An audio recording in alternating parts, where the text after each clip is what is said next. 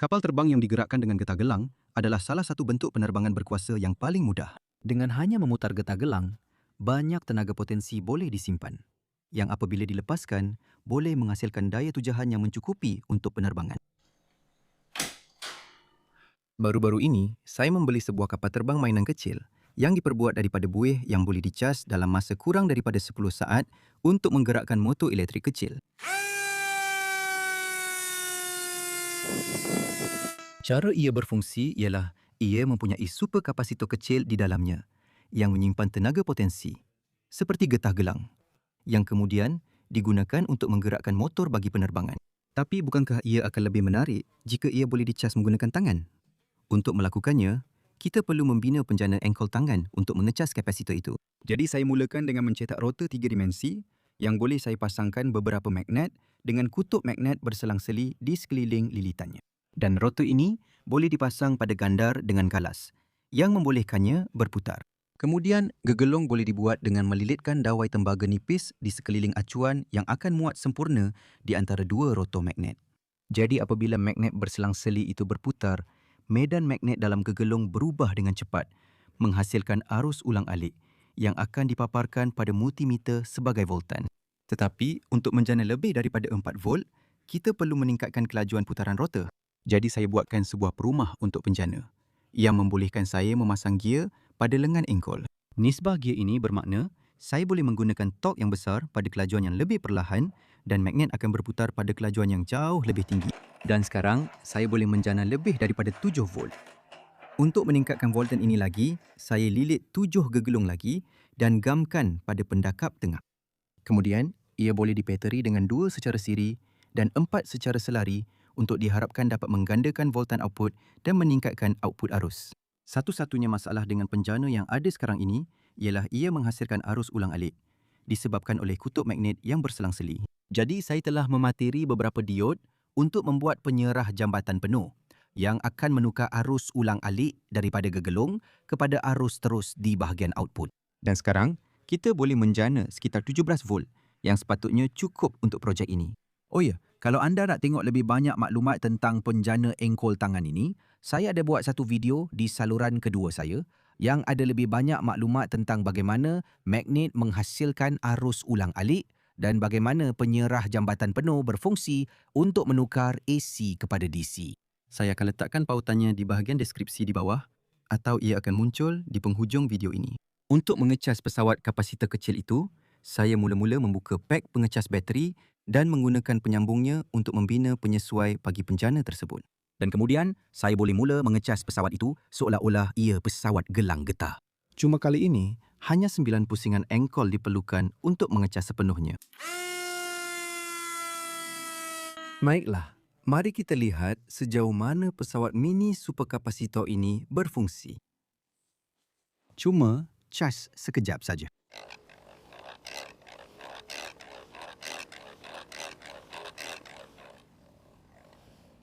Dan itulah dia. Ia sudah pun berada pada 3 volt, sedia dan... Wah, itu lebih jauh daripada yang saya jangkakan. Betul. Saya telah memberikan sedikit pelarasan pada kemudi supaya ia bergerak dalam bulatan dan bukannya hilang jauh ke depan. Dan mari kita cas. Tengok sama ada kita boleh dapatkan masa penerbangan yang baik dengan benda ni. Baik, saya akan cuba rakam dengan kamera.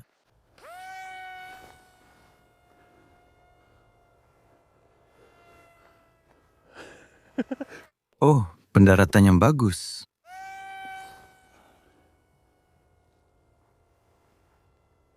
Memang hebat bila kapal terbang kecil ini boleh dicas hanya dengan memutar pemegang selama beberapa saat. Tapi seperti yang anda boleh lihat, penjana engkol tangan ini terlalu berkuasa untuk mainan sekecil ini. Jadi, mari kita buat kapal terbang yang lebih besar. Ini ialah superkapasitor 3 volt 100 farad. Tapi apa maksudnya? Ini ialah bateri lithium dengan saiz yang hampir sama dan walaupun kedua-duanya menyimpan tenaga elektrik, cara mereka melakukannya sangat berbeza. Kapasitor ini boleh menyimpan kira-kira 0.125 watt jam. Tetapi, bateri boleh menyimpan kira-kira 10 watt jam, iaitu sekitar 80 kali ganda lebih banyak. Kapasitor ini lebih ringan daripada bateri, tetapi masih sangat teruk dari segi ketumpatan tenaga. Tetapi kelebihan superkapasitor berbanding bateri ialah kadar pengecasan dan nyacas yang sangat pantas. Kerana ia menyimpan tenaga sebagai cas antara dua plat konduktif. Berbanding dengan penyimpanan secara kimia dalam bateri. Ini juga bermakna kapasitor jauh lebih mudah untuk dicas kerana bateri litium memerlukan pengurusan cas, arus dan voltan yang teliti untuk mengelakkannya daripada terbakar. Manakala, selagi superkapasitor tidak melebihi voltan yang ditetapkan, ia sepatutnya boleh dicas daripada mana-mana sumber elektrik, menjadikannya sangat sesuai untuk dicas menggunakan penjana engkol tangan. Satu-satunya masalah ialah superkapasitor mempunyai voltan terkadar yang rendah, iaitu hanya 3 volt. Jadi, saya akan gunakan 6 daripadanya. Dengan melekatkan superkapasitor bersama-sama, saya boleh mematerikannya secara siri untuk meningkatkan voltan yang ditetapkan kepada 18 volt. Ini memang mengurangkan jumlah kapasitan spek tersebut. Tetapi tenaga yang disimpan kini ialah 0.75 watt jam.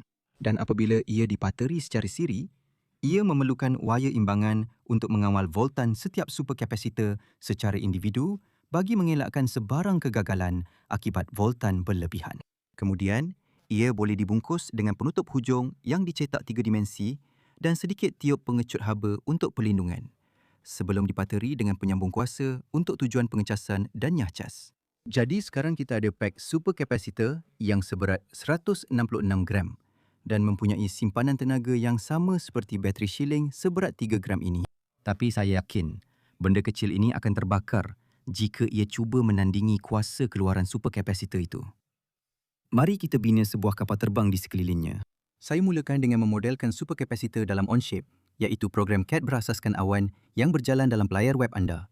Dan ini membolehkan saya mereka bentuk fuselage aerodinamik di sekeliling superkapasitor yang boleh dicetak 3D sekurang-kurangnya sehingga cetakan itu gagal. Fuselage ini direka untuk memasang motor di bahagian hadapan, tetapi permukaan yang kecil menyebabkan cetakan tercabut dari plug binaan. Namun sekurang-kurangnya saya mendapat dimensi superkapasitor dengan betul kerana ia muat dengan sempurna di dalamnya. Jadi, saya mencetak semula dengan reka bentuk baru yang mempunyai kawasan hidung yang lebih besar di atas plat binaan dan ia berjaya dicetak. Tetapi buat masa ini, hidung yang lebih besar ini tidak begitu aerodinamik. Jadi saya buat penutup ini yang menghasilkan peralihan yang lancar antara motor dan fuselage serta menyembunyikan semua wayar. Saya kemudian memasang semua peralatan kawalan radio dan pengawal kelajuan untuk motor sebelum memasukkan pak superkapasitor yang mengambil sebahagian besar ruang fuselage.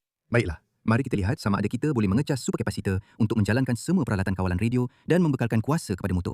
Jadi, pertama sekali, sambungkan penjana dan mula memutarnya.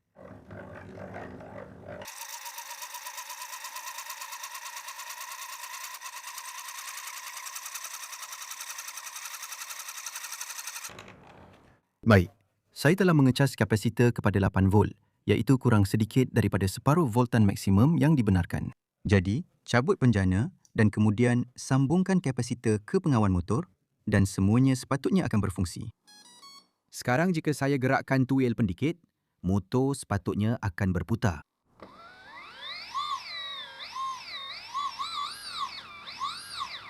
Sempurna. Baiklah, sekarang mari kita periksa peralatan kawalan radio di belakang. Semua servo bergerak dengan baik. Sekarang apa yang saya mahu lakukan ialah periksa pada voltan berapa motor akan berhenti berfungsi kerana servo dan peralatan kawalan radio beroperasi pada minimum 5 volt. Jadi jika ini beroperasi dan mengurangkan kapasitor ke bawah 5 volt, saya akan kehilangan kawalan ke atas pesawat. Jadi harapnya itu tidak berlaku. Baiklah, ini adalah voltan semasa kapasitor dan seperti yang anda lihat, ia sedang menurun. Kira-kira 0.01 volt setiap saat atau lebih. Yang hanya menjalankan peralatan kawalan radio.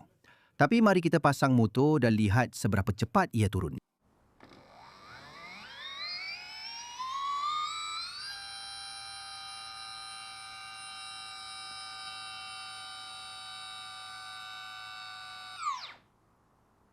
Baiklah. Nampaknya semuanya akan terpadam apabila ia mencapai kira-kira 6,5 volt. Jadi persoalannya, adakah servo masih bergerak? Nampaknya ia masih bergerak. Itu bagus. Saya tak pasti berapa banyak masa yang saya ada. Jadi, katakanlah, Jika kita terbang tinggi menggunakan motor dan kemudian ia terpadam pada 6,5 volt, berapa banyak masa yang kita ada untuk meluncur turun semula? Sebelum kita hilang kawalan.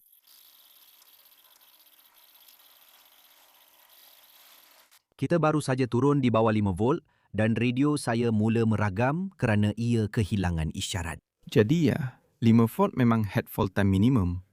Jadi saya rasa saya masih boleh kawal sebelum ia mendarat. Harap-harap semuanya berjalan lancar. Untuk sayap dan ekor pesawat, saya memutuskan untuk menggunakan semula apa yang saya bina untuk projek pesawat berkuasa udara saya sebelum ini. Kerana ia ringan, cekap dan mengambil masa untuk dibina yang akan menjimatkan kos dan masa untuk projek ini. Ini hanya perlu diapit ke fuselage baru dan kabel boleh dipasang untuk kawalan ekor. Akhir sekali, saya memasang baling-baling lipat pada motor untuk mengelakkan sebarang kerusakan semasa mendarat. Dan ia sudah sedia untuk ujian. Jadi, mari kita sambungkan ini ke penjana Dan mula memutarkan.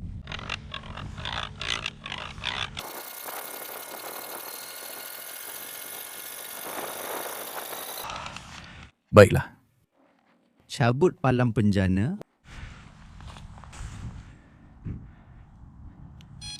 penerbangan uji pertama pesawat superkapasitor.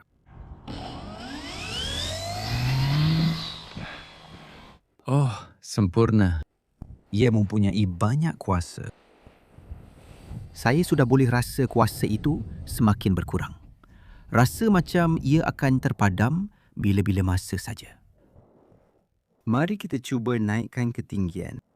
Baiklah, jadi saya akan tutup pendikit di sini untuk keselamatan dan lihat sejauh mana ia boleh meluncur. Nampaknya kipas masih berpusing. Oh, itu berjalan lebih baik daripada yang saya jangkakan. Keadaan sekarang memang teruk sekali. Baiklah, mari kita cas semula dan cuba uji terbang sekali lagi. Saya rasa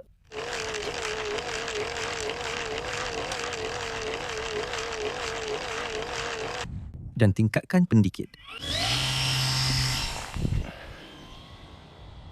Saya mungkin akan lihat setinggi mana saya boleh naikkan ia dalam penerbangan ini. Dan kemudian, kita boleh meluncur turun semula.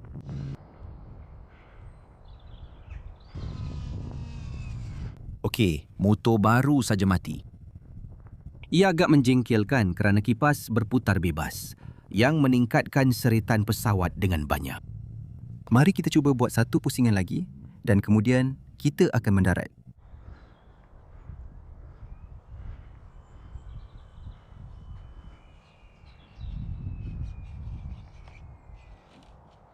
Bagus.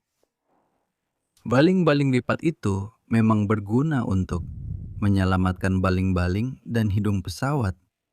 Memang berfungsi dengan baik. Jadi, dengan masa pengecasan menggunakan engkol tangan hanya lebih 2 minit, pesawat superkapasitor ini boleh terbang dengan kuasa berterusan selama kurang 2 minit. Oleh itu, dengan sedikit putaran yang lebih laju dan keadaan penerbangan yang lebih baik, ia sepatutnya mampu mencapai nisbah 1:1 antara masa memutar dan masa penerbangan, yang saya rasa memang hebat. Itu memang masa yang tepat.